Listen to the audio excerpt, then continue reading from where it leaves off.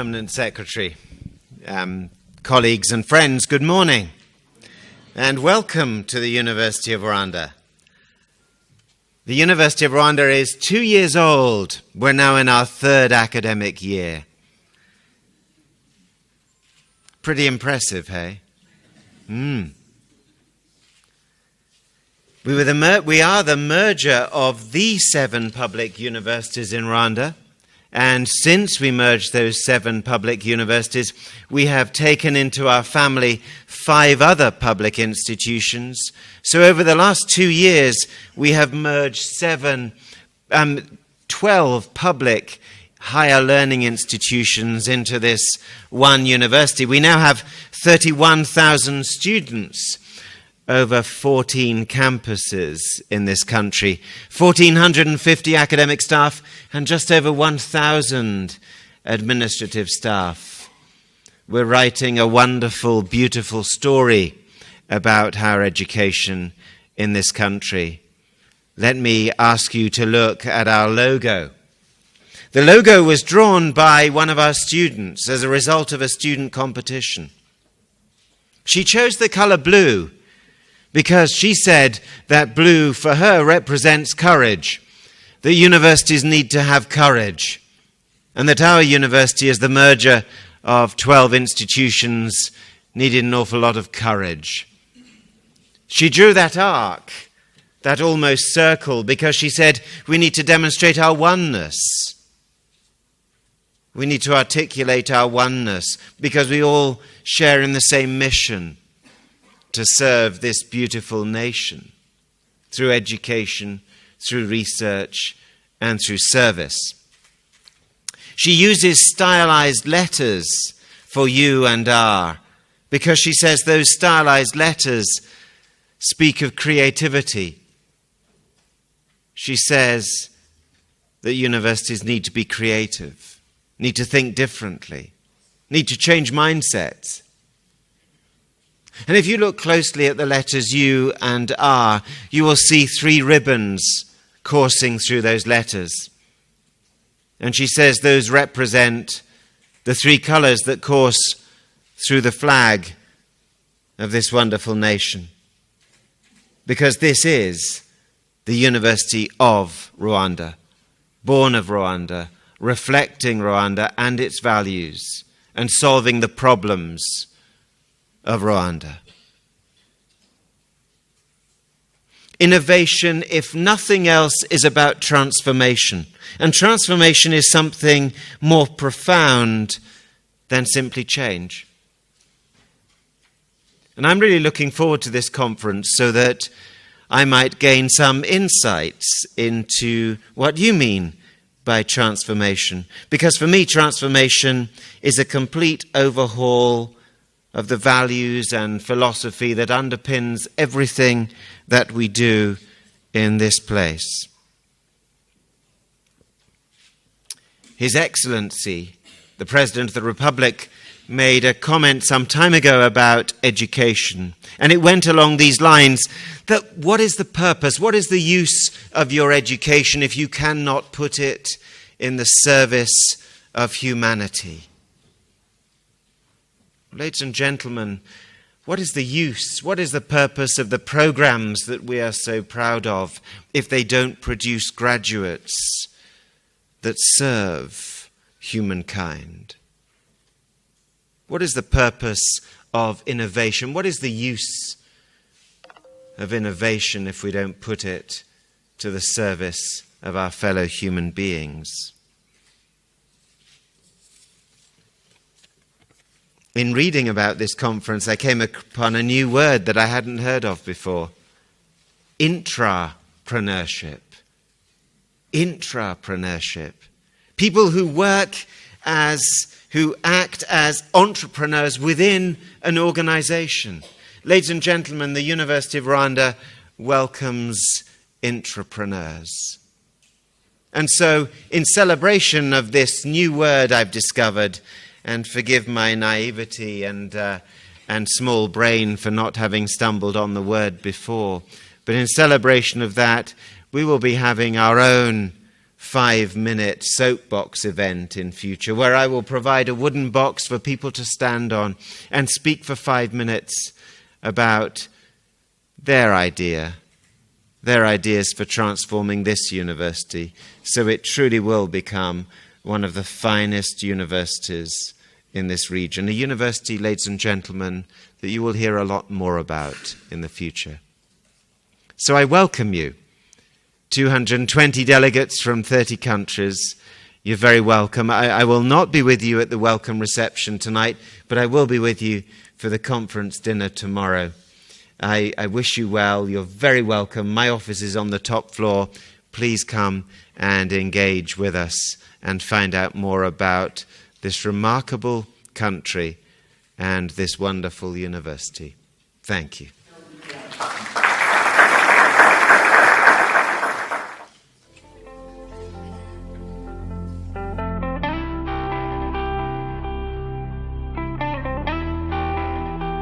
On behalf of the AfricaLics fraternity, and my own behalf, let me first of all join my friends and colleagues before me in expressing a very warm welcome to this 3 days conference on unpacking systems of innovation for sustainable development in Africa.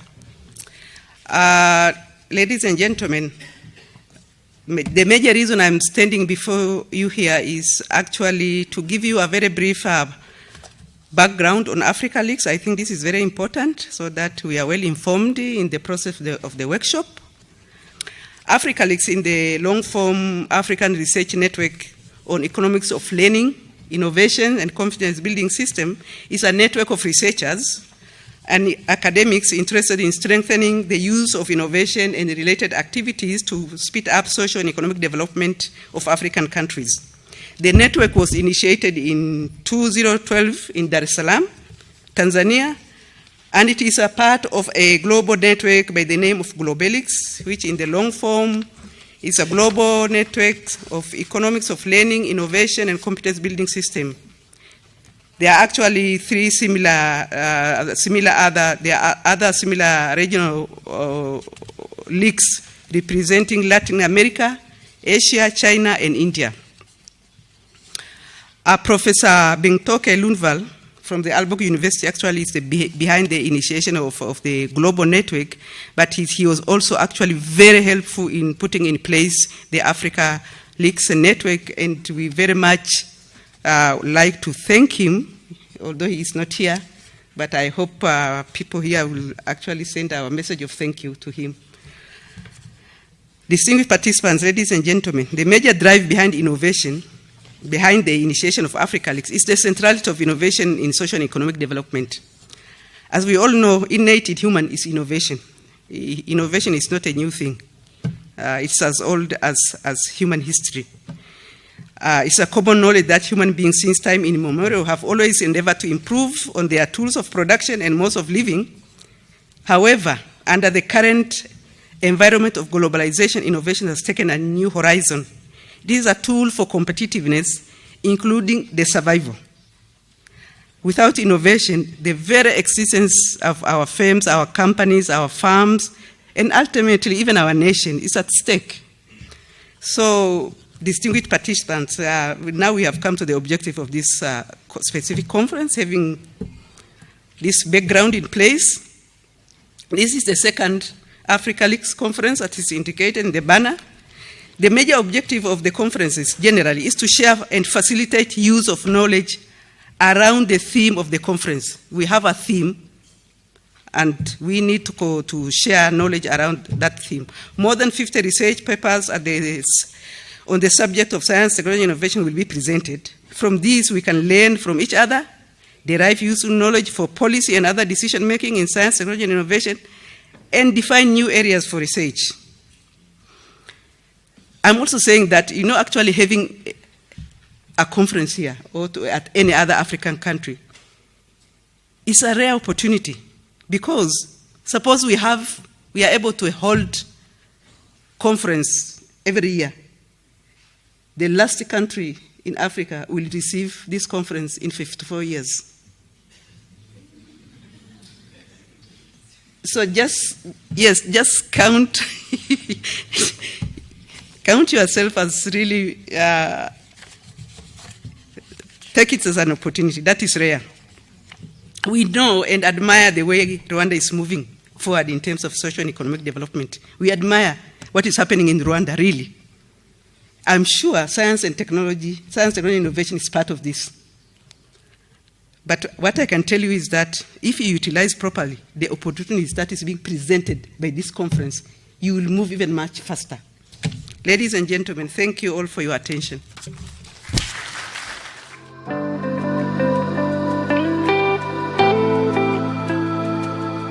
Good morning, everybody. The Strategy for Research Cooperation and Research in Development, 2015 to 2021. That is the guiding document that SIDA is working with when it comes to research collaboration in different ways. And that has three main aspects. The first one is strengthen capacity for high quality research in partner countries.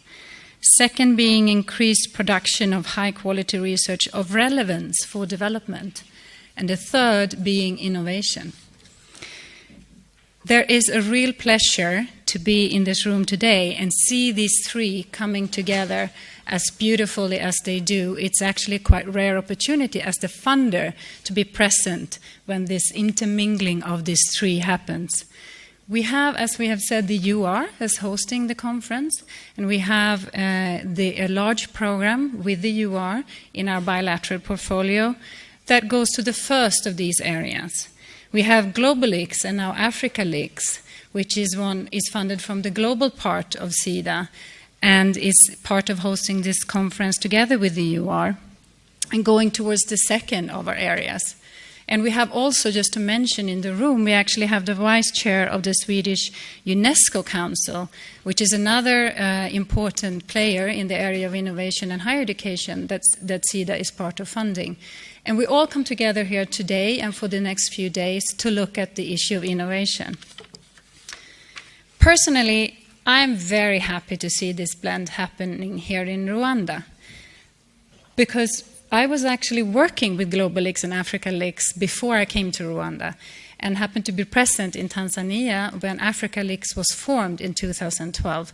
So it's a real pleasure to welcome you all here as the second conference in the history of AfricaLics to Kigali in Rwanda. So thank you for the organizers for putting this together, and I look forward to a very fruitful and inspiring few days ahead. Thank you very much.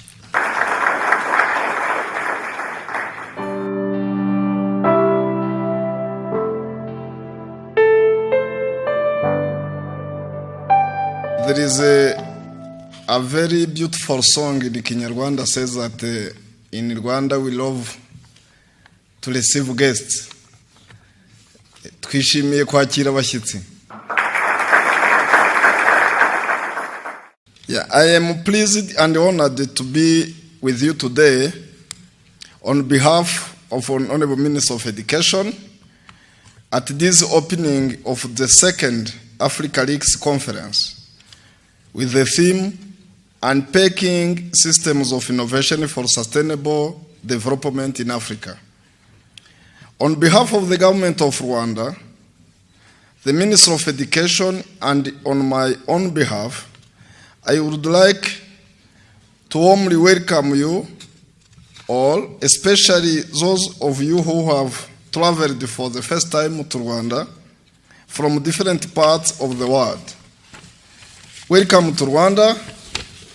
Welcome to this beautiful country of thousand hills, and please enjoy your stay during and even after the conference activities. Ladies and gentlemen, there is a strong recognition within Rwanda of the importance of the innovation to the nation's development and economic growth. During the last 2 decades, Rwanda has invested a significant efforts mainly in putting in place the governance and physical infrastructure as enablers for sustainable development of national science, technology, and innovation systems. I am happy to recognize that we have the National Commission for Science and Technology. If you have followed last Friday, the first institution of East Africa community which was opened in Rwanda, it was the East African Commission for Science and Technology. This showed the commitment of the government of Rwanda to support science and innovation and technology in all aspects.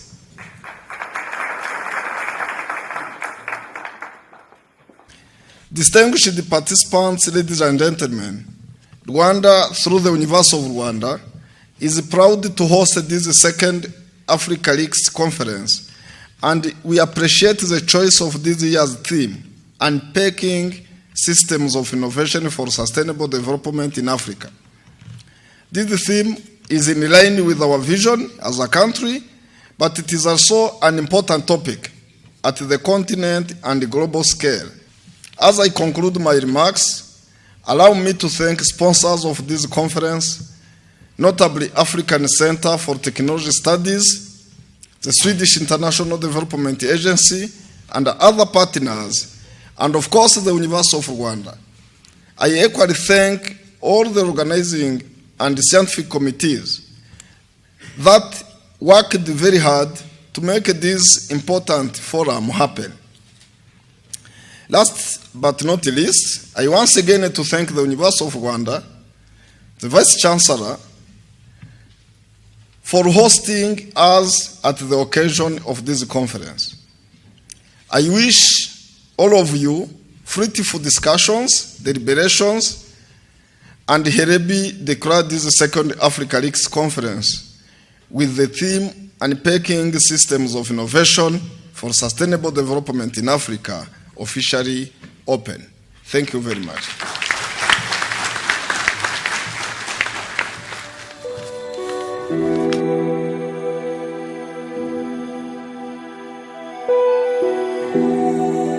The Honorable Permanent Secretary, Dr. Celestin Nivuguzwa, representing the Honorable Minister for Education, the Director General, Science, Technology and Research in the Ministry of Education, Dr. Christine Gasingiro, who is here with us. Respected Vice Chancellor of the University of Rwanda, Professor Philip Cotton, and your two deputies, and members of the board who are present here of the University of Rwanda and other leaders of the university. The chairman of the local organizing committee is Professor Ishueri Bideri Nyamulindwa, not me. I would like also to recognize him. President of AfricaLics, Dr. Betrina Diamet, the person who is representing the money which has made all of this possible, Dr. Penila Rafiki from the Swedish Embassy, the Commissioner of the Police, Director General National Science and Technology, National Commission for Science and Technology, but also member of UR board, Dr. Ignace Gatare, Mr. Remy, I recognize you. Invited guests, most valued ladies and gentlemen, all protocol observed. It is my privilege to have been asked to propose a vote of thanks on this occasion. On behalf of the Conference Scientific Committee, I extend a very hearty vote of thanks, foremost to the Permanent Secretary for setting aside his most valuable time to come and grace this conference. We all know how busy people at that level are, especially for a ministry as large as and important as the one which he is working for. So thank you very much, Celesta, for being here today and for having said those inspiring words on the theme, which I believe have set fire in the souls of many students and staff alike, as well as other participants, for them to engage in innovation. Let us give the Permanent Secretary a big applause for such inspiration. Ladies and gentlemen, let me then extend the vote of thanks to the speakers who have really graced their important knowledge and in some cases, findings and other experiences and opinions at this conference today. Indeed, their talks not only have they opened our eyes in the nitty-gritties of innovation, they also have been quite educative in a much deeper way on how to engage successfully in practical innovations and research commercialization. Esteemed participants, an event like this cannot happen overnight. The wheels started rolling months, if not a year ago. It requires planning and a bird's eye for details. We have been fortunate enough to be backed by a team of very innovative and dedicated colleagues, members of the local organizing committee, who know their job and are results-oriented, and I'm sure you are happy that things have started well, and we believe they'll go well. So the local organizing committee was chaired by Professor Bideri, with most valuable support from AfricaLics team, Anna and Rebecca. The support extended by the two deputy vice chancellors, Professor Ijumba and Mr. Rubigisa, to the local organizing committee cannot go unnoticed. So, ladies and gentlemen, let us show them a big thank you with a huge applause. The conference committee at the international level and the scientific committee have played a big part to ensure everything is possible in terms of securing funds, the venue, papers and exhibition material, and also getting for us the most recognized presenters as either keynote speakers or invited guests. For sure, members of these committees deserve an extremely special vote of thanks. Please give them a clap. Participants, I would like to take this opportunity to place on record our hearty thanks to Mr. Chris Malinga, Ms. Christine Ingabire, session chairs, rapporteurs, and members of the communications team who will be working throughout this conference, but also for the perfect logistic support and guidance they extended to all of us before, and they will continue to do that during the conference. So we cannot thank them enough. All we can do is just give a very loud clap. And finally, let us thank all those who supported the conference financially and in kind, SIDA, AfricaLics, and all those who have been mentioned before, but foremost, the University of Rwanda.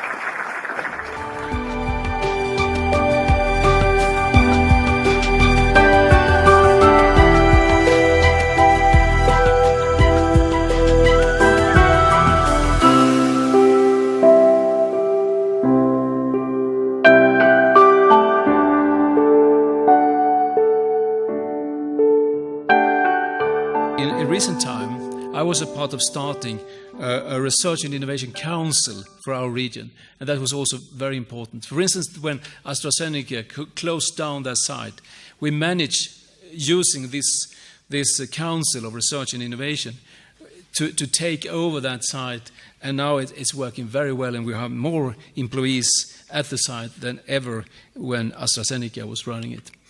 And then, of course, you have to have support on innovation, and measure the number of innovation and patents and so on.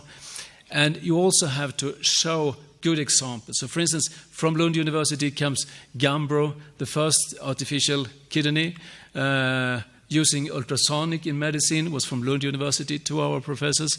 If you have problems with smoking, you can use Nicorette, an innovation for Lund University. Bluetooth communication on short distances, also from Lund University. And this is important to show and recognize good work. And of course, in nanotechnology, we have also excellent. But let me end up with saying, I think that the key actors for the future is the university, because of this as knowledge and globalization and ICT and working for a better world. So I hope that we will be stronger at international university, and I really appreciate the link to Africa and the work that you are doing here. You are having a very good increase in economic growth and new jobs. So thank you very much. Thank you very much.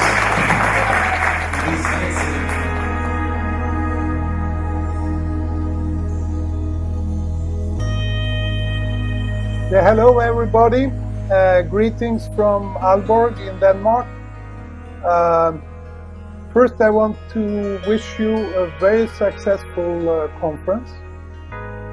Second, I would like to thank those who made a major effort to organize it, not least Anna and Becky and their colleagues at ACTS.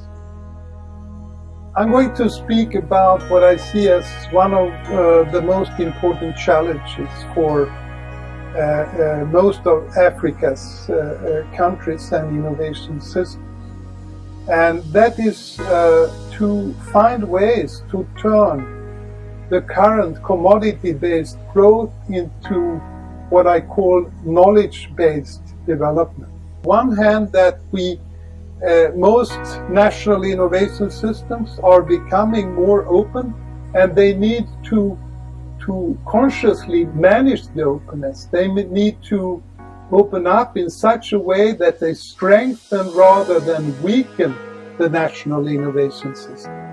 And this implies that you need an industrial trade and innovation policy to promote industries with a high learning potential. And the very last point, I think there is a very unfair global regime when it comes to knowledge sharing and knowledge protection. On the one hand, African countries meet very strong intellectual property rights, which give them limited access to crucial knowledge. On the other hand, there is a high degree of brain drain from many of the African countries, and therefore I think African countries should go together and negotiate a new and less unfair global regime for knowledge sharing and global protection. I have listed here some of the most important sources. Actually, the paper I referred to, which I have done together with Rasmus Lema, is in the very last publication by Padmashri Gil Sampat. But you can have a look at that because, of course, you will have access to these PowerPoints. So, thank you very much for your attention, and again, I wish you a very successful and interesting conference.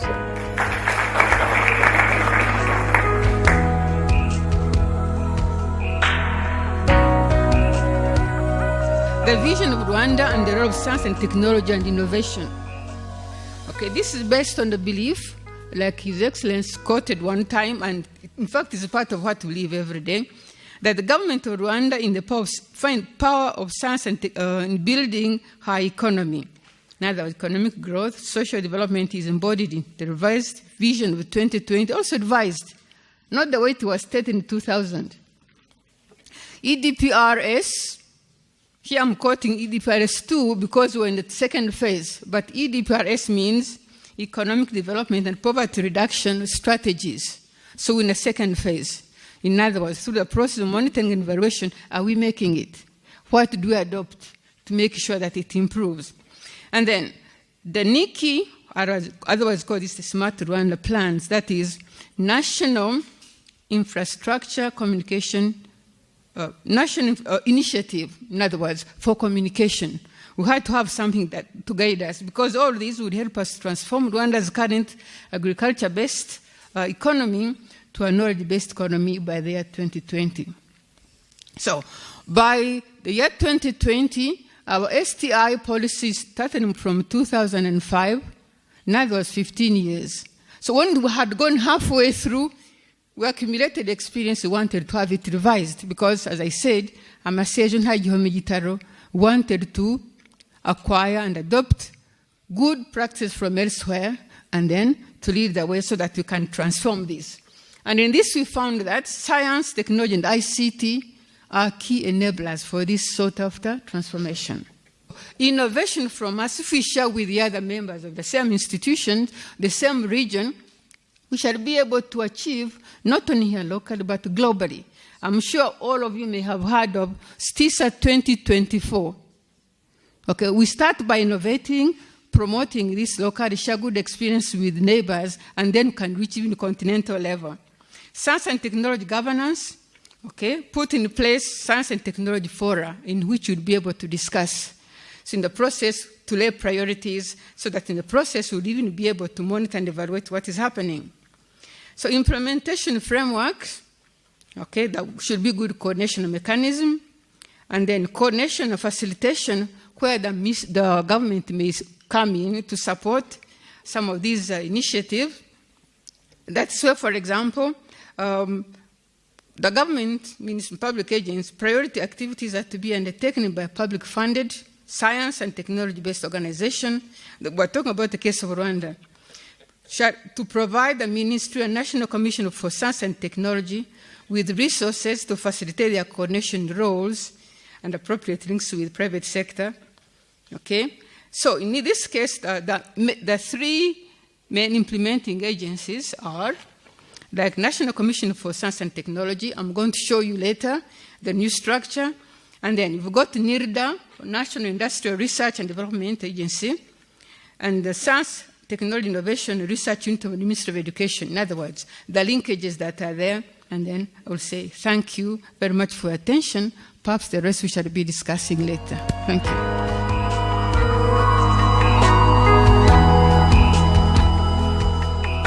To the organizers of AfricaLics 2015, to our hosts here, the University of Rwanda, and to all of you, the distinguished guests, colleagues, and friends, I greet you this morning, almost afternoon, with gratitude, really, for this opportunity. The people in the room who know me know that I've been very excited about coming here and sharing with you today at the second AfricaLics International Conference. We are faced by a complex range of crises. The house is burning, as a politician said to me last week.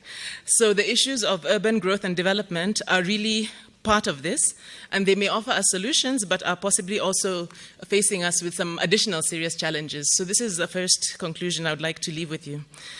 Secondly, in Africa, our challenge is transformation. It's not continuation.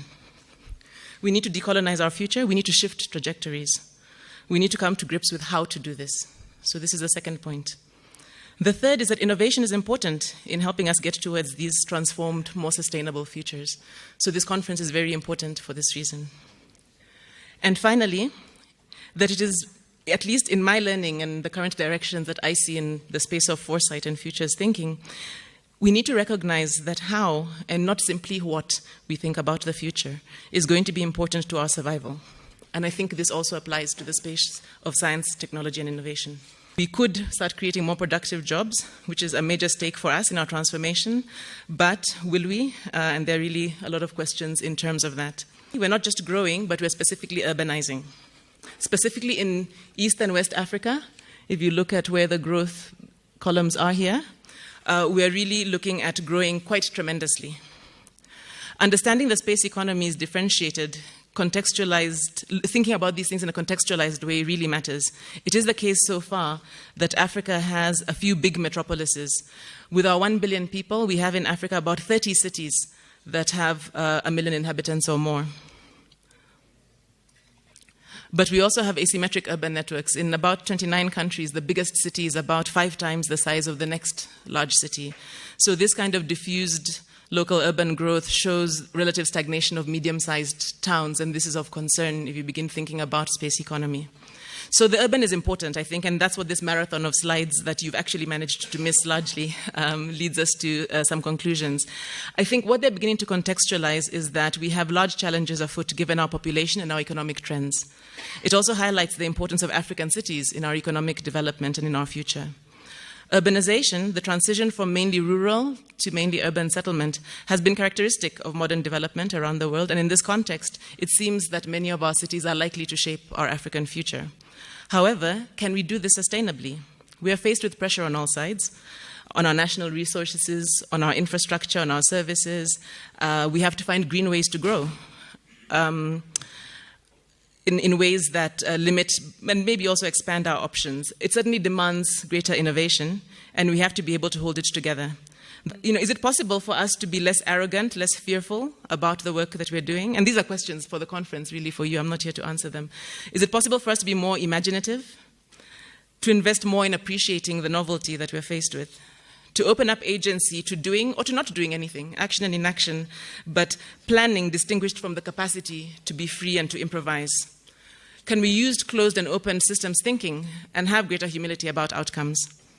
Can we get better at surfing the richness of experimentation that's all around us, not only by our doing, intended and unintended, endogenous and exogenous, creating the conditions for non-hierarchical appreciation and sense-making that really gives meaning, ephemeral and durable, to embrace improvisation, spontaneity, co-production? Can we be this?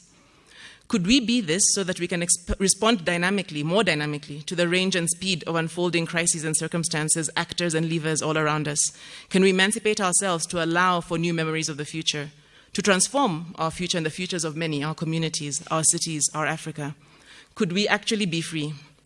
Or will we be stuck in dogma and used futures, and will we do more of the same? So, like I said, mine is not to answer these, it's to raise them to the conference, and I'm hoping in the sessions we will begin to reflect on these. I look forward to the sessions and engaging with everybody, especially the young people, nothing against the old, but the young ones, I think, are the ones who I really want to encourage to be free, to question, because Africa depends on it. Thank you. I think a common theme has been this concept of transformation, transformative capacity. We listened to Prof. Erickson, and what was impressive, that how this transformative capacity was there and worked in a very short and efficient way. We seem that in Africa we don't have that efficiency in transforming things, and many people have talked. And although there has been for some countries throughout Africa a lot of investment in institutions, capacity building, and you name it, for over 30 years. But that is not transforming at the right speed the environment and the capacity of innovation in Africa. So what and this is a question for all speakers, what do you think are the 3 or 4 important ingredients which accelerate that transformative capacity so that Africa can go into real knowledge-based economy? Thank you. I really want to know is when we talk of that we want to do it African way, we don't want to copy. What is the African way? And the first thing is this. Is it not when you copy that you start realizing, if, as Madame had said, that if you try to work with somebody, like somebody else, you start feeling the pain they feel. But that should be the first step, because it's when you start feeling that pain that you start now saying, okay, how can I improve this? So to me, I don't think copying is really bad, and that's what our experience we have seen. It has its own challenges, yes. But really, when you tell people to start do something new, they kind of get a mental block. And it's only when you copy and then you start from there, you start going on to that path. I want to hear your thoughts on that. How should you, because I think if we see China has been copying all through. Right now, it's only now that they are starting to innovate. But their story has been about copying. And the other thing is about success rate, because the whole idea is, how do you measure success? If you look at, for example, Silicon Valley is where really the apex of innovation. The success rate, I think what I read some time back is 20%, only about 20% of the companies there make it. Yet, the people who are at Silicon Valley are putting a lot of money. They are very, very good in identifying what is good. Yet, with all their experience, they can only get a success rate of 20%. Yet, we want to put projects into every donors and other people's. It's always about metrics. How do you measure success?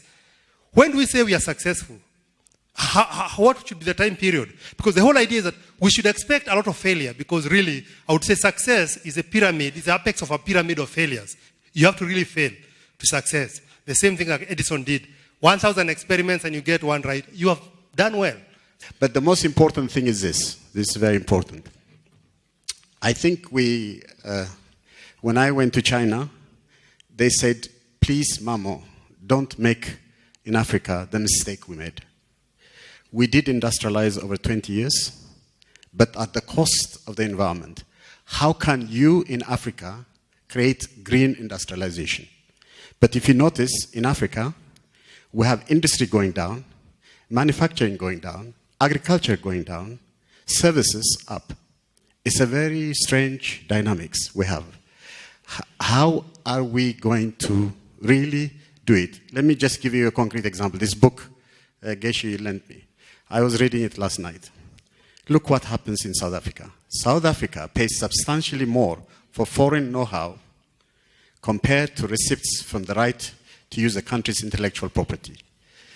You know how much it costs them? They paid 1.9 billion to use foreign technology, while they only used 63 million for their receipts from foreign technology.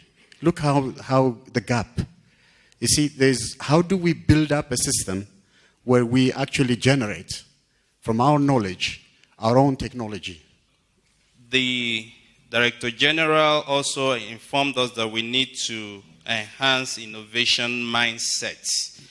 Now, I'm looking at the peculiarities of Africa where we generally think small. And he who is going to have a startups, looking at the experiences from the Silicon Valley, you don't think small to have startups. So my question is this, for the three speakers. How can we actually cultivate this innovation mindset in this environment where in the next 30 years we'll be having 910 million people added to the workforce, but yet the young ones who are going to form the bulk of the workforce in future actually think small? Thank you. Between character, formation, and development. This seems to have been absent in previous efforts at development in Africa, and there's been a very, in my opinion, glaring disconnect. I think Professor Mamo tried to mention that when he talked about integrated development, and I want to be more specific in asking, where do we bring this into the conversation? Because looking at the whole question of development at this stage, we look at science, technology, and it seems as if it's going to be brought into the continent in a vacuum or even generated. But the truth is that innovation comes from a place of stability. And when people have stable characters and when there is integrity, when there is a measure of social capital and trust in the system, then there is a very high likelihood, there's been research done on that innovation and creativity will thrive in such system. But that is not the conversation that seems to be, going on in the continent. There seems to be an emphasis on generating science and technology from some mechanical place without looking at the question of character, social and cultural, again to quote Professor Mamo, but being more specific in my own understanding. So may I know your thinking on that, and if there is any effort made, perhaps the Director General could help in trying to integrate character formation, emotional intelligence, and what all that entails in talking about technology and development in Rwanda and the continent. Thank you. The latest Horizon 2020 program, the automatic funding to 5-6 countries had been removed. And if you want to collaborate with the European Union, you have to generate your own fund. So on the one hand, European Union says that they want more collaboration, and on the other hand, they're cutting the fund. Why this kind of, dual nature of you or kind of hypocrisy, you can say. I'm sorry for the term. Thank you. Maybe to use the first question from Professor Jefflat to try and reflect a bit on some of the others that I felt I could respond on. It seems to me the biggest issue is to look within. So we hear about this demographic disaster or burden that we sit with, but we also hear how it could be a dividend. In a lot of the anticipatory sciences, part of what they've been doing is to look at probably not my favorite thing, which is military doctrine. But one of the things they talk about, then I didn't get to really focus on much, is the idea of mission-orientated tactics. The idea that apparently in this German doctrine they were looking at, the way things work is that there's no excuse for inaction in any part of the system. I think we really get stuck in Africa with a challenge of leadership, and the manager didn't tell us what to do, and the system didn't work, and the fund didn't achieve what it meant to, as though that then gives the whole system the right to do nothing and not to find ways to fix itself and not to find solutions where they lie. If I can use the city as a metaphor, people in cities on this continent live very difficult lives, and they sort things out every day. They make a plan every day. Our difficulty sometimes is in seeing the agency of people to solve problems. Now, to make this not sound so soft, we know about companies like IBM, which is constantly trying to get innovation out of its employees. The other day, somebody was telling me about Japan. I guess Toyota, some decades ago, that challenged its 300,000 employees at the time to come up with ideas of what Toyota could do differently. And the challenge given to us as the participants, it was a course, was how many ideas do we think these 300,000 people came up with? And people guessed 10, 20, 100, 1,000. They came up with 3 million ideas. How many of those ideas did the company then implement in order to become the Toyota that then succeeded years later? Did they implement 1% or 10%? They implemented 70% of the 3 million ideas that came from the floor. You know, can we begin to see that perhaps the solutions are on the floor? We're just not asking. We're looking to our institutions and our big answers to answer everything when people are making a plan every day. And I'm not talking about chaos, but I'm just saying perhaps there's a way for us to understand how our systems can be more aware. So if we have challenges that are, for example, green, and I think they're very serious, I think I agree, Prof. Muchi, very serious challenges around green industrialization. So in South Africa, what worries me is that on the one hand, we recognize this is an issue, but again, we tend to look everywhere for the answers as though they lie somewhere out there, where in fact we should be seeing this as an opportunity for endogenous innovation, for people who probably had answers to these problems before we even knew there were problems. But again, do we have that kind of flexibility and ability for our institutions to do that? I don't know. So if there's a real challenge for us, I think it's in that. So the point the lady was asking about reflecting on people really do matter, but not just the leaders, everybody in the system, and we've got to see how we enable that. I think I want to stop there just to allow the other panelists to also comment, but I can't resist on Gatuna's comment about the copying. So interesting, this theme of learning but not copying, I've heard it so many times over just the last week, so there must be something if it's concentrating in this way, you know. I think Prof. Lundvall also said something similar, and we've heard it from the panel. I think part of learning is knowing when to copy. I think the starting point can't be the decision to copy. I believe truly on a ICT connection, broadband, accessible, and that opens the world for well-educated people, and then you will see good ideas coming. And thirdly, also of course, innovation instrument like SPR programs that really can lift up small and medium-sized companies and build center of excellence. Then there was a question about successes in an African way, and all these failures we have. And I think you have to advocate and talk about that you learn more from failures than from successes, in fact. So it's an investment also to fail, and you should take care of the learning from a failure. And I often talk to my government when I was running Vinnova agency that if 9 of 10 projects failed, but there was one who gave the money back 100 times, all of it pays 10 times in average. So you have to be bold and you have to realize that most things in bold ideas, it's failed, but then one may pay it all for them. The third question was about something like thinking more green and social and economic and environment. I know I also very much in favor of that, and not thinking only on traditional industry, but also thinking of renewing the society. So, for instance, I'm working more now with social innovation, and I think this is very, very important to have an innovative public sector also. And there was one question about the mindset, and I think that seeing good examples and really listen to young people's ideas is a good idea. Some of the old ones also, of course, because they have learned some good ideas from life. Then I think there was also pointed out about social innovation. So let me say only one short thing, that a hidden secret between the difference between the Scandinavian countries and US. For instance, when US takes over Swedish companies, that happens. They don't understand at all that we have unions that are positive to a company leadership. In US, they fight the unions. In Sweden, we appreciate the unions and we invite them to the board. And that means that you work better together. And that's also a part of understanding the context. Investing in research and innovation. And I think you have to look at these figures and you have to invest for the future. We are very high in this rate in Sweden, but we have seen that the business sector is not increasing. They are decreasing their investment in R&D, and we are worried about that. The government still invests in R&D, and we are thankful for that. Sure, when you think of character, at least you've got your own judgment, which is a good, which is a bad character. You've got your standard, isn't it?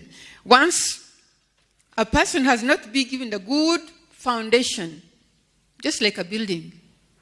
I mean, how many story houses can you build? How many story can you, if you have not had good foundation or the building you are constructing?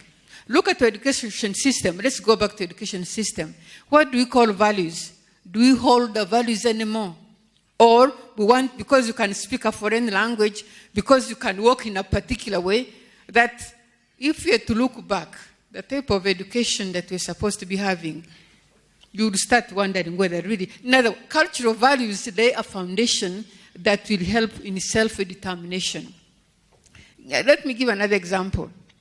Some things we tend to absorb mechanically, end up forming the type of structure or type of a character, almost robot-like, responding to switching on and on, without having your own judgment. What I'm doing, is it true? Is it appropriate? Is it something to be proud of? We can talk of innovation. It's true. We talk about innovation and the copying, what I started with. It's true. Once you've got a good judgment, you'll be able to tell which is good to adopt, because in technology you can adopt, you can adapt, you can wholeheartedly swallow, and then later perhaps you suffer from the consequences, or you learn to use what is appropriate, leave out that. Of course, in life, we live because we are able to copy. We copy what is good, according to our judgment, the bad one, to be able to segregate the bad from the good. But in other words, you cannot judge until you have seen what it is.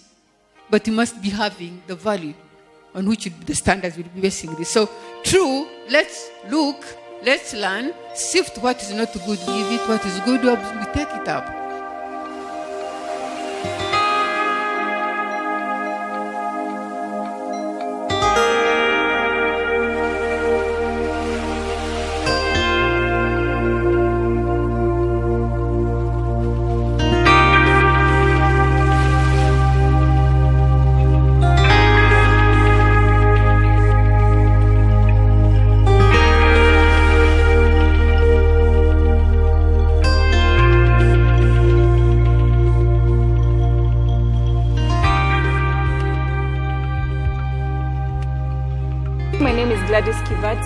I'll be presenting on the role of Kenya's formal higher education in sustainable development within the context of globalization. Higher education and learning is key for a knowledge-based economy, and I'm sure this is a concept that has actually come up from presentation earlier on this morning.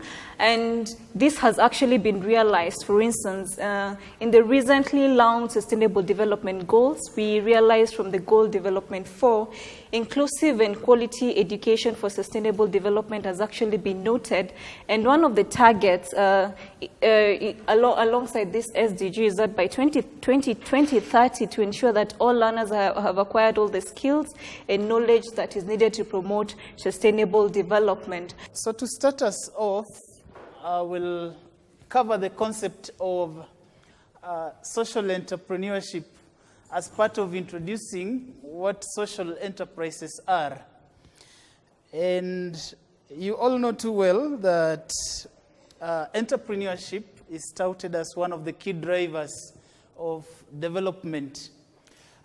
However, due to sustainability issues, you refer to Agenda 21 of Rio de Janeiro and all that, increasingly people appreciate that entrepreneurship in itself is not enough.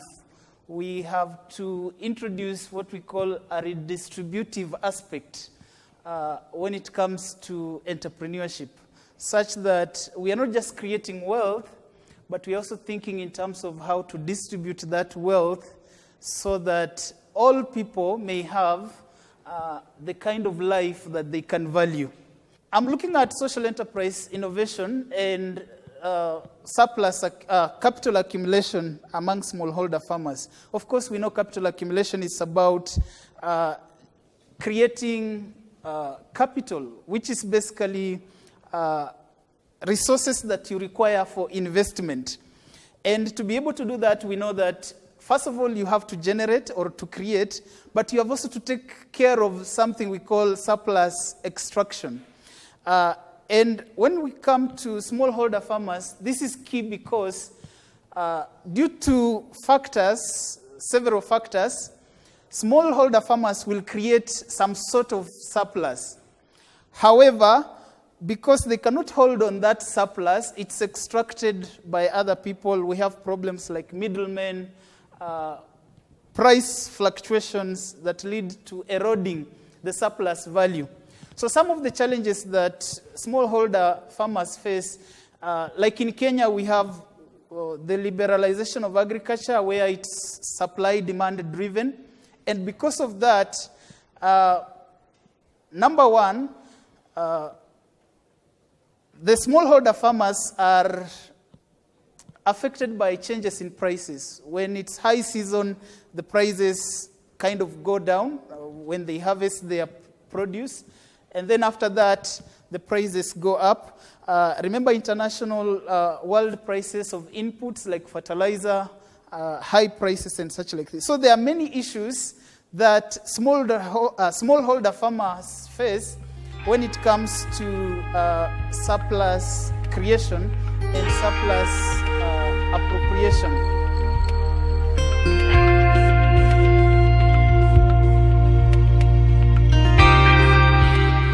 May I humbly request you to take your seats so that we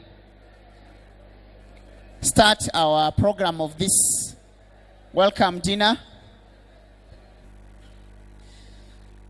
Yes, as a way of welcoming our guests to the reception dinner of the second AfricaLics conference by the University of Rwanda, may I request the cultural troupe to entertain us.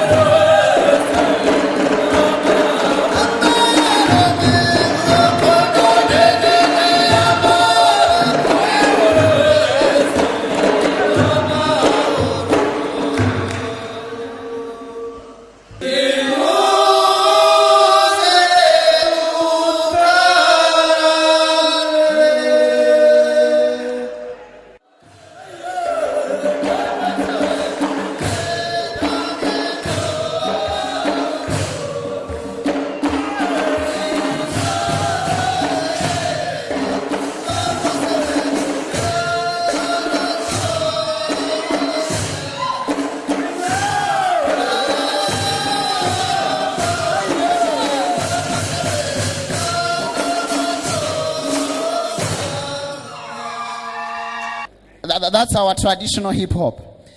I guess you've enjoyed, and I would like that we together thank again our cultural troupe. It's a cultural troupe. Yeah, it's a cultural troupe from the University of Rwanda. A professor is telling me to bring them back.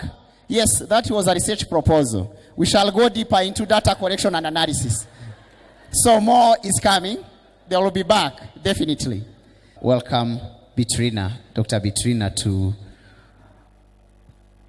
wish people a warm welcome to Kigali. Ladies and gentlemen, good evening. I really don't know. Maybe I should just say thank you very much for welcoming us, for organizing this very dinner event with entertainment. We are very happy. And I also want to thank the organizing committee, actually. Earlier in the morning, I said it's seemingly going to be a very good conference. Indeed, you know, the first day, the way it had went is excellent. And now we are having this. Thank you very much. Let's unite. Let's unite. Don't use borders. And I really like Rwanda. When we apply for visa, no bureaucracy, nothing. And this is very good. You're doing good things. Please continue to do good things. Don't get confused. Just try to be very African.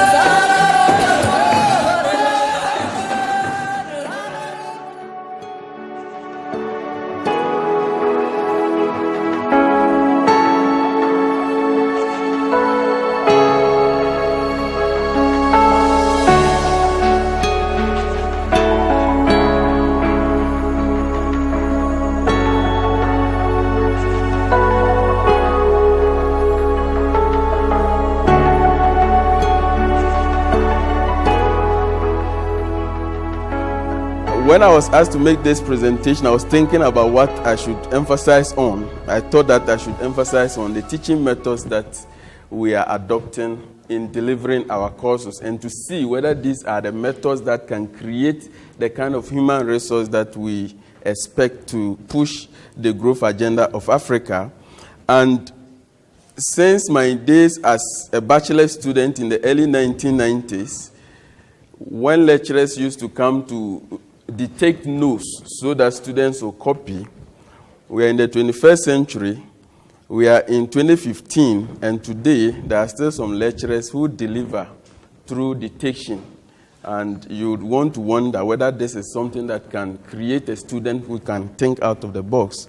We have some who also come and lecture, and the student will just sit there and wait. When the lecture is over, then he will take the hand out, and then we'll go. We have seen a lot of graduates who are not getting jobs. And it is something that can easily be traced to the way we have trained them. And we have to change the way we are now training them. If we can change it, then we have to change those who are training them.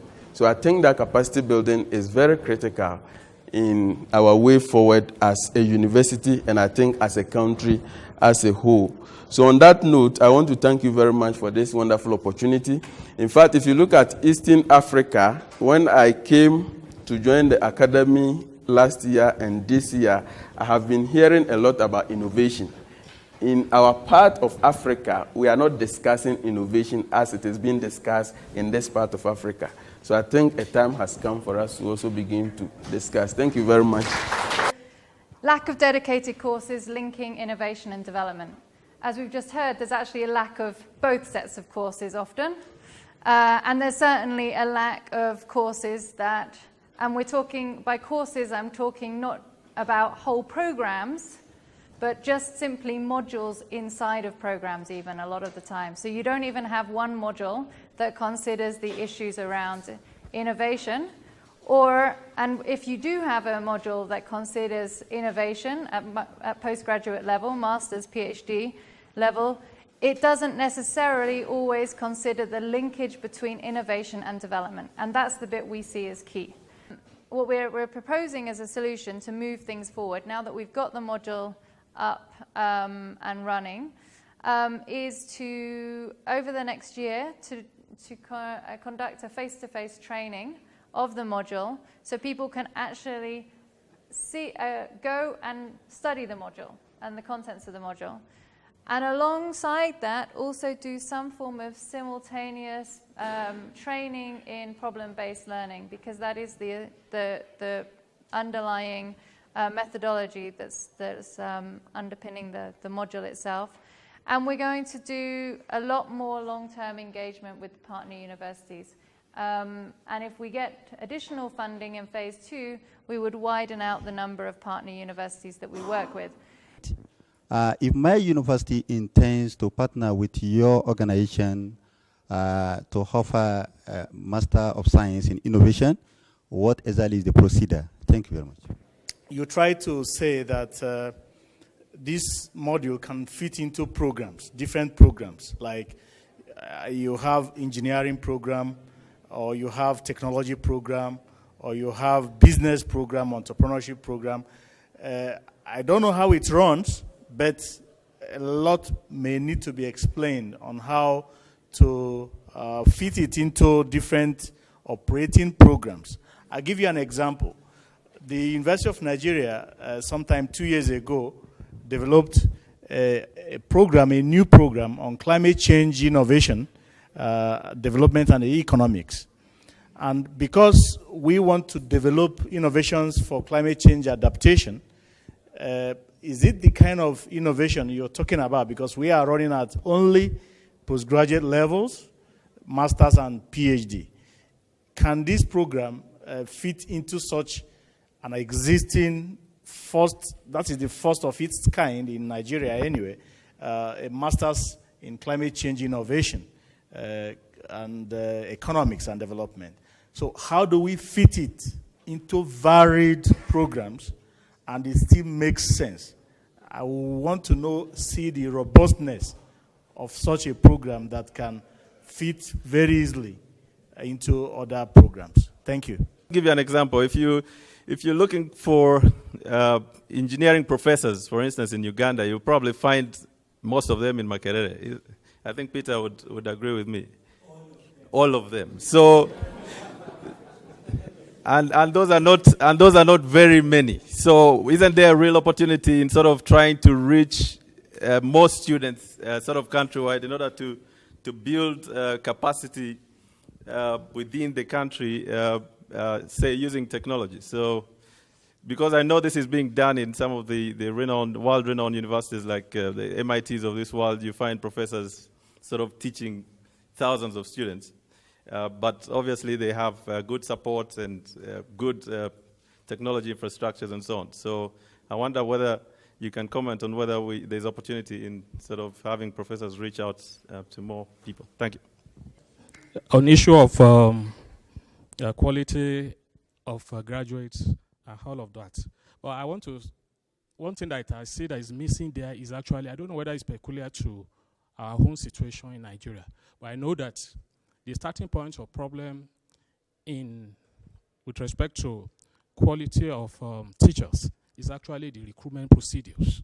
And the recruitment procedure, and this, I did not see that in your analysis. I don't know whether Ghana is not suffering from that.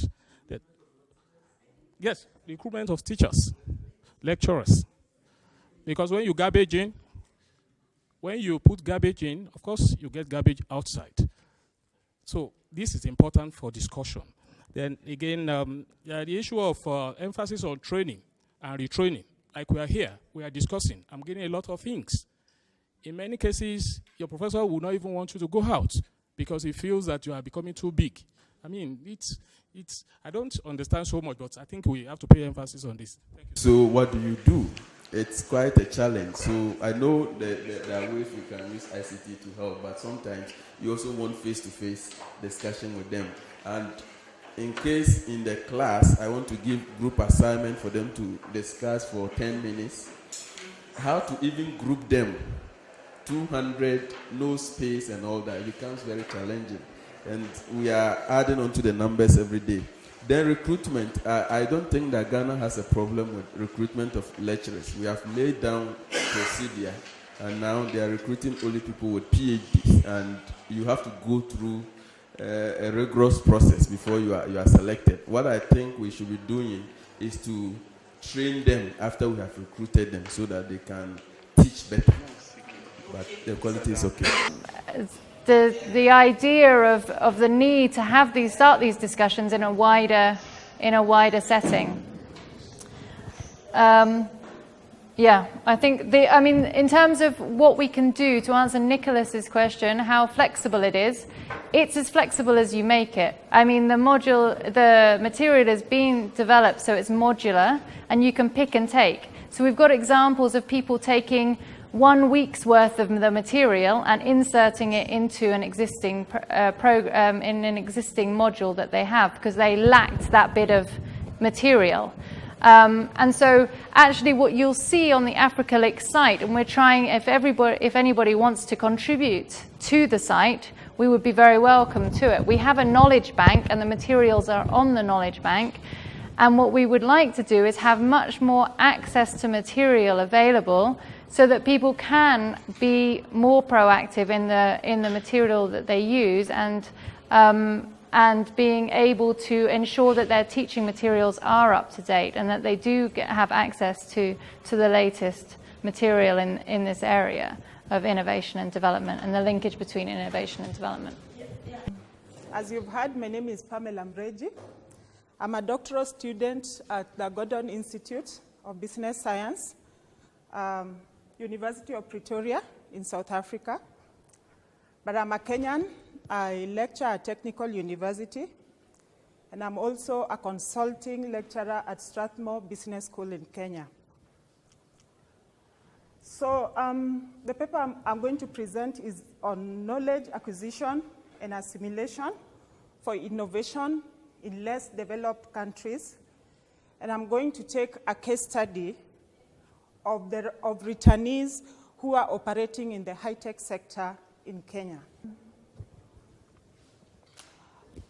The first question I always get asked about is who are returnees? What are returnees? And returnees basically are those people who have left their countries. They went for studies abroad.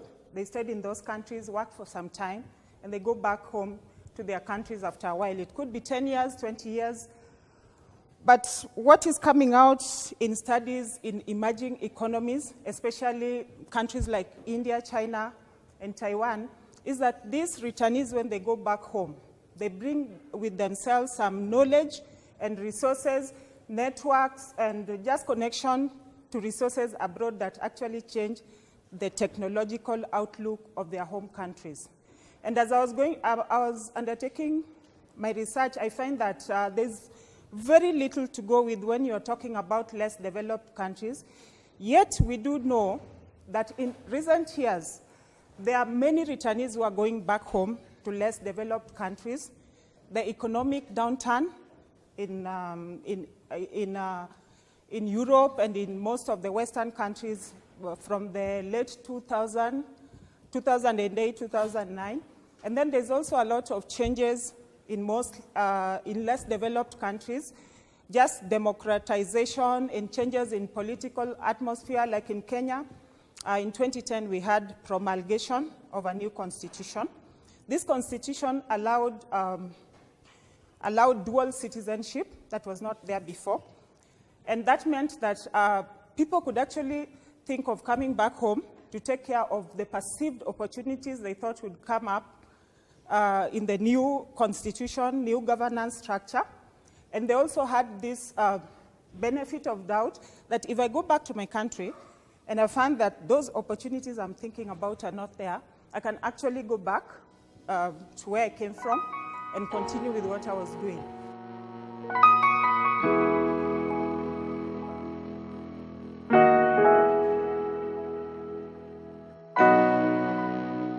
Now it's time to relax, enjoy ourselves, exchange business cards. And I earlier, during the opening, I said one of the major objectives of the conference actually is to exchange, to know each other, form linkages. So this is the time. Look, I think you're enjoying yourselves. I think you've had a good time so far. That's good enough for me. All of this is down to my colleagues. All of this is down to some of the most amazing colleagues you could ever have in any university in the world, and most of them are here in the University of Rwanda. But the Deputy Vice Chancellor Nelson Ejumba is the man who has really kept things going with some of our other colleagues, public relations and the organizational logistics people. And all of the people you see working in the conference have full-time jobs. So, we're still getting messages, Nelson. I think at about 11 o'clock at night, midnight, and I go into work at just about 5:30 in the morning, and the same colleagues are in their offices catching up. So I know this isn't the end of the conference, but so far I think they've done pretty well.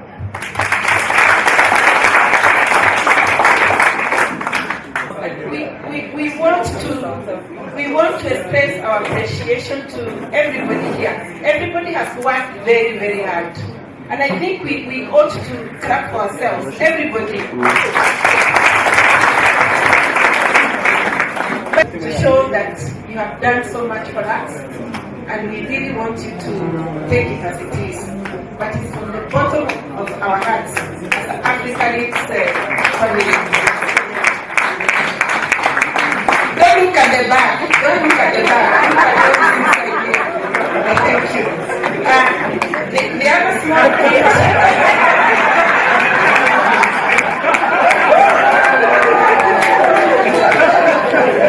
I hope you like it. It is not from Rwanda. It is not from Rwanda. It is from somewhere else. The other gift is for the DVC, Professor Ejumba. No, we'll start with Professor Ejumba. Thank you, and we really appreciate. You want to show them? I don't. We really appreciate. Yeah, don't look at the back, and don't look at the gift.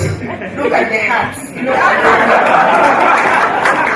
not just my own heart, the hearts of the many people who are involved. The AfricaLics family. And the other one is from the DPC Finance. Yeah, we really appreciate. Don't look at the back, but just appreciate, our hearts really are very pleased for honoring us with the art. And you can see it's also from Rwanda. And I'm sure you're going to tell your people that you were actually here, but really take it as it is. It's small, but we really appreciate. This is somebody who is precious. Being here is really honoring us. Being here in Rwanda. So we really appreciate. Thank you very much. Look at the gift. Look at the gift. I know he changes. He will change this. Yeah. He's coming from UK. I know he will have this. We really appreciate very much, and thank you very much. Yes. And I want to appreciate two ladies who are members of the AfricaLics Secretariat and the Global Secretariat. I didn't tell them, I didn't want them, but I really want McGregor and Rebecca to come here for people to just clap for you, because you have done a wonderful job. These two ladies, they are excellent. I have learned so much from the two ladies. I don't think other AfricaLics would be AfricaLics without these two ladies. They are passionate about Africa, they are passionate about AfricaLics, and they are passionate about Africa progressing. So to me, they are Africans. She speaks fluent Kiswahili because she's lived in Tanzania. She speaks fluent Kiswahili because she's lived in Kenya. So I consider them to be Africans. And they are very passionate about Africans and Africa in general. So clap for them. Now you are free to eat. You are free to take the dinner. Thank you very much.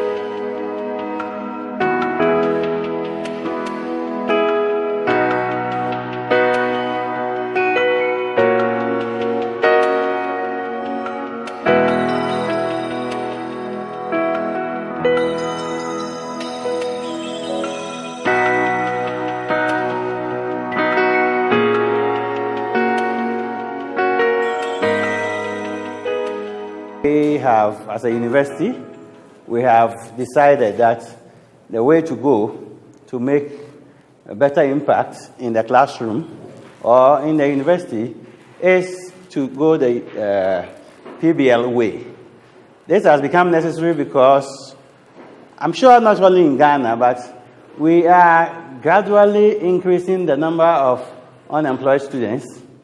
And we think by using PBL, our students have better opportunity of getting jobs when they attend interviews with others from other universities. Before we took off, we got Aalborg University experts to come down to give us some training programs. And the briefing of the provosts, the deans, and the heads of departments was very important. Very important. In the university, sometimes the medical school will say, oh, we are different. We do our things differently. We don't want to, be part of this. So we started from the top. Once the Vice Chancellor was convinced, we had to convince all the people who matter in the university. And then we decided that we don't want to be too ambitious. We will set a roadmap. We want the general takeoff to be in 5 years. But within that 5 years, we'll be doing a lot of sensitization, training, conferences, and so on. So we had these workshops with Aalborg University almost twice every year across departments. And then we are also sensitizing our administrative staff, including the library and so on. The industry opens its door. Then it's an opportunity to take advantage, ask the necessary questions, and write case studies. So that is going to be one of the outcomes. Very soon, we will have a series of case studies which we can publish into manuals.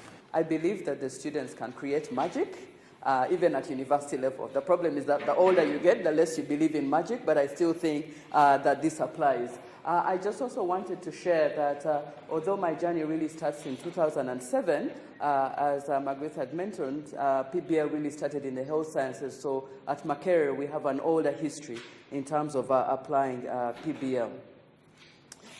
So I got into this really by good luck, I would say, because the original person invited by Aalborg University was Dr. Robina Kulavako, who was doing her PhD at the time and was not available to attend this invitation, and she knew of our interest, and so she introduced me to Professor Mona Adams, whom I'm sure a number of you, especially in the engineering community, would know. And so I spent a week in Denmark, being invited by the UNESCO chair that has been mentioned. And that was really a very eye-opening experience for me because I was able to attend sessions there, but also to go through the different study rooms that have been set up, to engage with lecturers who are teaching engineering in terms of how they are going about this, and really appreciate hands-on what it would take to have PBL implemented back home. The challenges that actually Professor Sam has mentioned,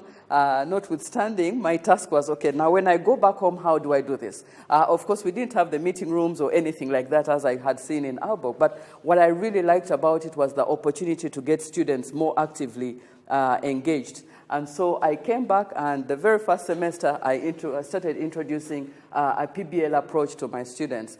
Thankfully, it's my class. We have 40% going towards continuous assessment, and as a lecturer, I have a degree of freedom in terms of how I conduct the continuous assessment. So I told my students, we're going to do tests, and we're going to do a project. And that was basically it. So I was able to very quickly get the ball rolling.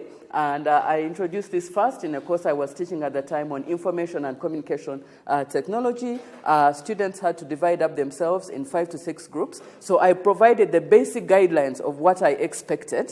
So I did not choose who got into the group. They chose among themselves how they got into the groups. And of course, I told them that, you know, in first year, you tend to choose based on your classmates, based on your friends, but over time you learn that perhaps those are not the best people if you want to get good grades in your class project. Because the students are responsible for everything, the administration parts of their work, in terms of how they get together, which topic they choose, how they'll go about it, how they will meet. Yes, you give them some rough guidelines, but at the end of the day, they're responsible for that. And I always tell my students that even if I don't sit in your groups, I will know which were the functional groups and which were the dysfunctional groups. Because a dysfunctional group, for example, will submit a report, and one side is font 12, one side is font 11, one side is Times New Roman, and it's very clear that, you know, people were doing things on their own, and oh, by the way, the deadline has come, let's quickly slap a report together and, you know, and put this in. So how much creativity, how much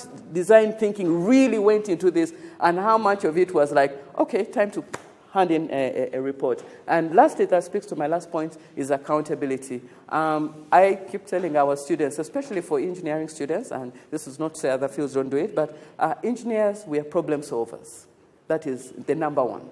So you must be able to solve any type of problem, whether it is domestic, engineering, or whatever. That's what I tell my students. And you must be accountable towards the solution. And I think PBL, again, speaks very well to that.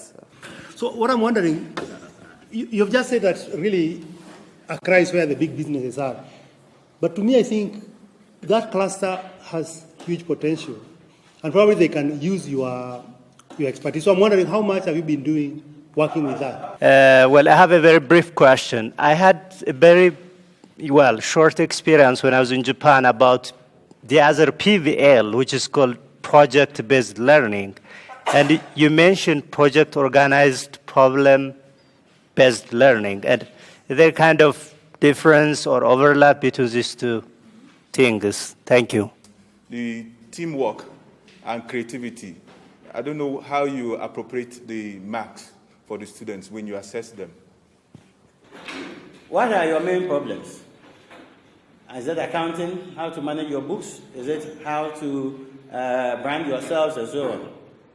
And to our surprise, the whole association, we met almost about 150 people.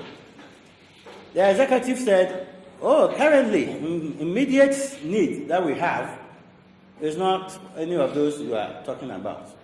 We need to learn English language. We need to learn English language. And we're surprised. But that is what we call marketing orientation. Go to the people and ask them what they need. That's what they will appreciate. That's what they will participate in. So they said they want English language. I said, why? So we get a lot of people coming here, institutions, donor partners coming here. They want to learn from us. They want to support us. And we are not able to communicate with them. So there's always an interface. Somebody listens to them and tells us what the person wants to tell us. So we want to have a basic communication tool. And then we agreed that, okay, our English department will provide that service. And that is ongoing now. From there, then the business school will go in for the day-to-day training and so on. So unfortunately, years ago, English department will never go to any industry to give any training. Thank you. I keep telling them that you may have a really great idea, but if you don't present it very well, people may fail to buy into it, okay? And someone may have an idea that is not so strong, but, they really present and, the slides are crazy and all that, and they actually seem like they have a better product than you have. So that's why that gets 20%. So 20% is towards presentation and also their referencing and all the, what I call the admin part of it.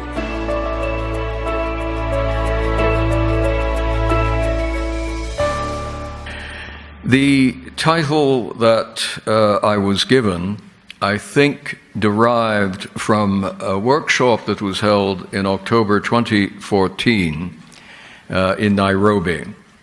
And that was initiated by the African Observatory of Science, Technology and Innovation and done together with UNU Merit. And it was the UNU Merit course on the development and the evaluation of innovation policy, which was the subject of the workshop.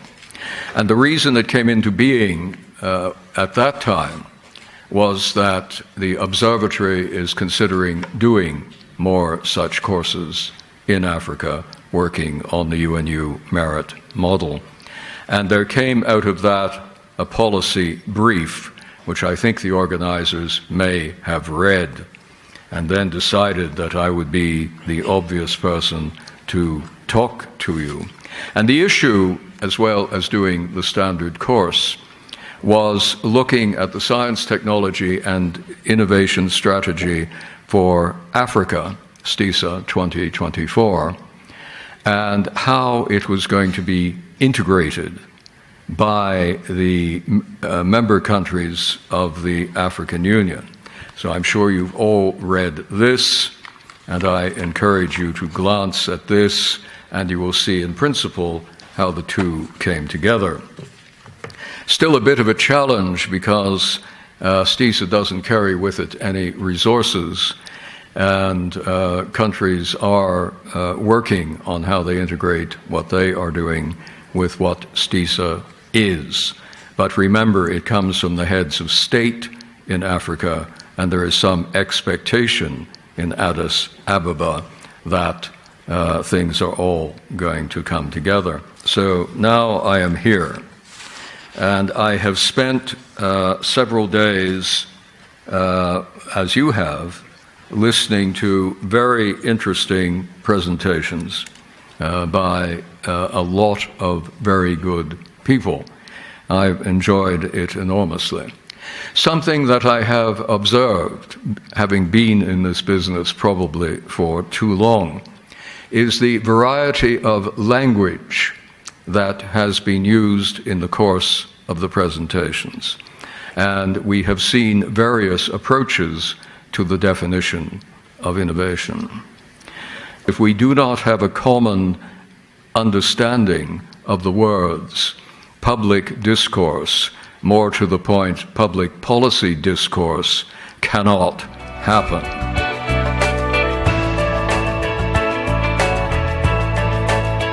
There's a difference between science, technology policy and innovation policy. So about most of the policy documents I see are science, technology, and innovation policy. So some of them, so how do you actually differentiate? If we see science, technology, and innovation policy, to see if they are the other science and technology policy or innovation policy, they may have a missed time scales all in one document. So how do you differentiate them? The gross expenditure on research and development as per GDP is a flawed or limited indicator. And I would want to know your alternative option as per country's investment in research and development. Remember some years back, UNESCO made an intervention where they joined with the Latin American countries, sub-region, to develop some measurement items and model, with regards to national system innovation. I'm just wondering how do we take account of this? Taking Oslo Man against, we are going for review in 2 weeks' time. Is it going to take cognizance of some particularities? Issues have been raised here. So the summary is that it provides a framework for thinking about this discourse was inadequate for this context. I would like to have your reaction to that. Thank you. As you read through them, there's very little distinguishing of innovation as a separate entity. And I think that we can attribute to our policy history, where we have grown up with science and technology, and we've all spent some time in universities where we believe the creation of knowledge, the formal creation of knowledge, is probably a very important thing to do, to spend our lives doing, and a major contribution to the society. So when you have policies controlled by ministries of education, you tend to get the S&T emphasized over the innovation. That is a case for having the ministries of industry or trade or commerce playing a greater role in this business. So how do we differentiate? I would put an ampersand between, another ampersand between science and technology and innovation. I would not run them together. But that will take time to implement. So science and technology and innovation, two ampersands. Or just use the word and, that would be fine. Now, is it possible to have innovation without entrepreneurship? Unfortunately, yes. Because innovation is about putting something out there for potential users or for on the market. And you can do that. And where you see the entrepreneurial failure is in startup companies. I can think of one which spent a decade developing a product used in health care. And it had to go through all 4 phases of clinical trials. And they're all scientists, and they're all extremely bright, and they're spending millions of dollars, in this case, on research and development every year. So they were doing lots of R&D, and they were all PhDs, very good so far. They finally got the product through all phases of clinical trials, so it wouldn't kill anybody.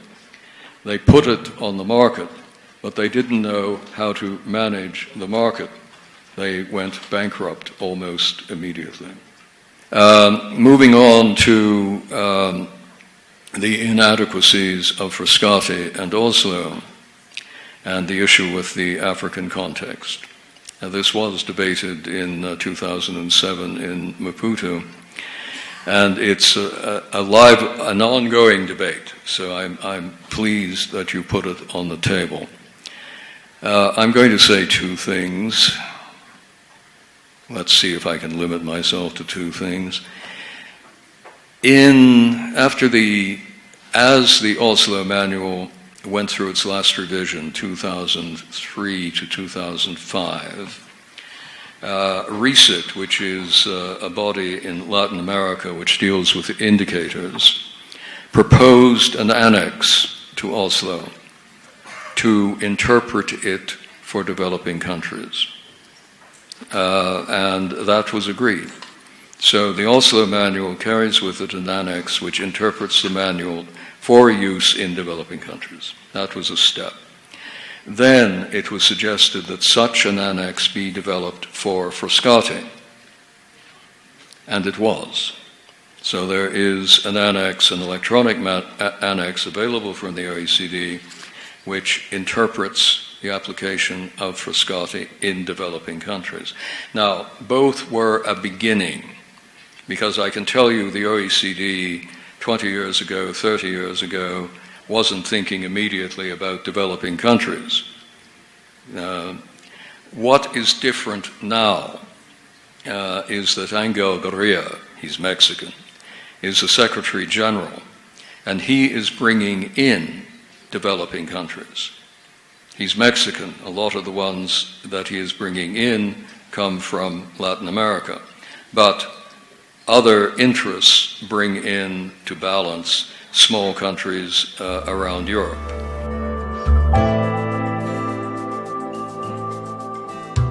First of all, I would like to really acknowledge the contribution of the, given my age, I can say young men and women who have been very, very instrumental in putting this conference together. They are very dedicated, motivated, and they were very professional in what they did. They are like an army of ants, so if you have seen bees working in a beehive. And each had a role to play, and they did their role, but at the same time, they were so coordinated that they put the whole conference together, and it was very coordinated. So whatever success we are attributing to this conference, I think we owe it to them. So let's give them a round of applause, please. Okay. So we thank you very much. It was a very enriching experience, and I would like to thank especially the contributors, the presenters, and the keynote speakers, because they shared a lot of their knowledge and experience, which I think has really enriched us.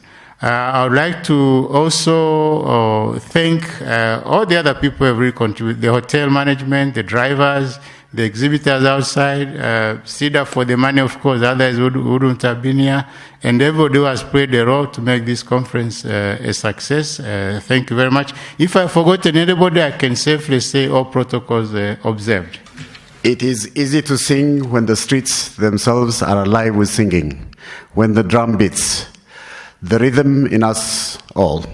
It is easy enough to speak the words that move when the crowd is aroused and wants what you wish it to prove. What is not so easy is to start from the dark, not knowing where to spark. For the real work is the work that no one sees and earns no remark. Sisters and brothers, everything was nice, but I just want us to find new ways, new directions, and new ways to really create a better world. I hope we can do that. And I really appreciate all of you. And one thing I want to do is, my brother, I would like you to give you all the books that we brought and the journals, and I hope you'll encourage all your students to participate and so on. And we also have this doctoral academy training that I do in South Africa. I hope we can communicate more and really support you. We should make it more interesting, more dynamic. I hope we do that. Thank you very much. Good afternoon. Yeah, I did not know that I'll be coming up here, but I didn't want to refuse. I think we are so happy that so many people were able to turn up, and that everything, the presentations were really powerful. The parallel sessions I've attended, I've learned 100%. There was not much which I knew before I went in there. And that to me is really very good. And I'm sure the young people who have been here have also been inspired. I thank you so much. And again, welcome back to Rwanda. Thank you. The success of an individual, it is a collective success. So it means what you have achieved so far, it is because each one of us has played his or her role. So I thank all the members of the committee, the organizing committee, for their tirelessly working hard to make this workshop successful.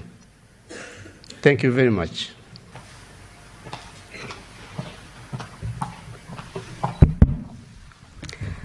Ladies and gentlemen, good afternoon. I think I've said thank you so many times, and let me just say this very special thank you to the paper presenters, really. Thank you very much. It is really we had a conference, our first conference in Mozambique, and that was a bit different. This is really the real conference in the sense of the word, and we were thinking, we don't know whether people will submit papers. Please use your papers, your writing, to kind of inform policy debates at national level when you go back home. That is the most important. Please do that. And finally, let me just wish you, for those of you who are coming, of course, mostly from outside, I wish you a very safe flight and enjoyable. And for Rwanda, I wish you brighter days ahead. Thank you very much. We have forgotten that God is the one who has made it possible for us to be here. He has made sure nobody has fallen sick. He had made sure that nothing bad has happened to us. And I think it is good for us to appreciate God, for those who believe in God. I do believe in God, and I know there are quite a number of people here who believe in the power of God. So let's thank God and clap for him. I know he hears. Yeah. Because he's a divine being and he has all the powers to make good things happen. And the success of this conference, we can attribute it to God. Thank you very much. Ladies and gentlemen, it's been a huge pleasure. And Penilla, I think if you allow, I'll speak for you too. It's been a huge pleasure to see so many colleagues and friends join us in this quite beautiful place. And but we make things happen. We're innovators, we're creative, we're curious, we're inquiring. And thank you very much for giving us the impetus to continue. And my special thanks to all of my staff who have worked above and beyond their normal, who haven't given them any time off from any of their ordinary duties. And my thanks to them. And thanks again to Penilla and Sida. Penilla is a huge friend of the University of Rwanda, and is the agent. It represents the agency that's had the biggest impact on the growth of the University of Rwanda. So thank you, Penilla. And thank you to AfricaLics. And I don't know why you're going somewhere else in 2016. Why not come back to Rwanda? We have Remy here representing the Ministry of Health. It's good. Ministry of Education. It's good to see you, Remy. And please join us for a cocktail. And I now announce, ladies and gentlemen, that formally and officially this conference is closed.